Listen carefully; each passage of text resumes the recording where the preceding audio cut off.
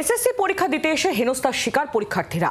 হুগলিতে কেপমারির শিকার উত্তরপ্রদেশ থেকে আসা এক পরীক্ষার্থী। আবার বারুইপুর কলেজে পরীক্ষা কেন্দ্রে হেনস্থার শিকার আরও এক।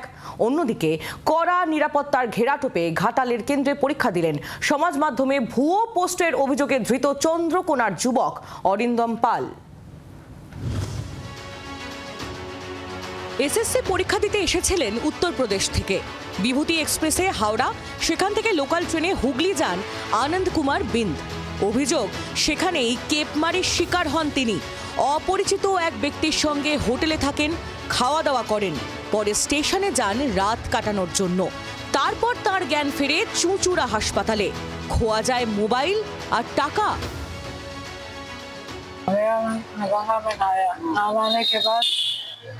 स्टेशन पे गए।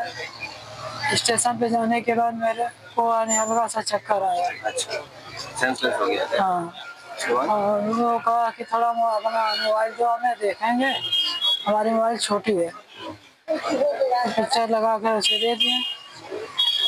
उसके बाद अचानक 2-3 उल्टियाँ हो गई।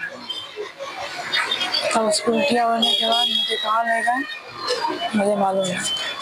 अस्पताल में हाँ, मैंने 1-2 बजे रात हॉस्पिटल में मैं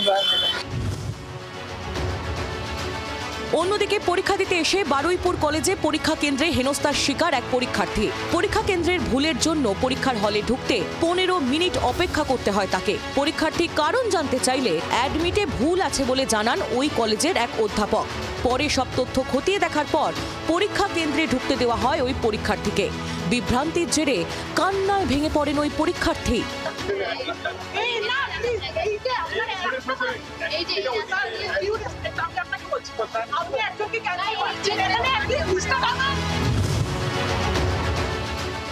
নৈহাটি নরেন্দ্র বিদ্যা নিকেতনে এসএসসি পরীক্ষা কেন্দ্রে দেখা গেল বাউন্সার। পরীক্ষার্থীদের তল্লাশি করাই তাদের দায়িত্ব বলে দাবি বাউন্সারদের। প্রশ্ন উঠছে, বাউন্সারদের এই দায়িত্ব কে দিল? কি দায়িত্ব আছে আপনাদের? চেকিং এর দায়িত্ব আছে আমাদের। এক্সামে যারা ঢুকবে তাদের সমস্ত কিছু। কোন কোম্পানি থেকে এসেছে? কি নাম কোম্পানি আমাদের? দাদা খুলে বলতে কি দায়িত্ব? চেকিং এর দায়িত্ব পালন আছে আপনারা প্রাইভেট তো? হ্যাঁ, না একটা সরকারি তাছাড়া আমরা এখানে বলতে পারবো না। দিদি, এই তাছাড়া এর থেকে কি চেকিং করবেন? পুলিশে ঘেরাটোপের মধ্যে এসএসসি পরীক্ষা দিলেন চন্দ্রকোনার ধৃত যুবক অরিন্দম পাল। এসএসসি পরীক্ষা নিয়ে সমাজ মাধ্যমে ভুয়ো তথ্য ছড়ানোর অভিযোগে গ্রেফতার হন অরিন্দম। ব্যুরো রিপোর্ট, জি 24 ঘন্টা। বাংলার আওয়াজ, বাঙালির আবেগ, জি 24 ঘন্টা।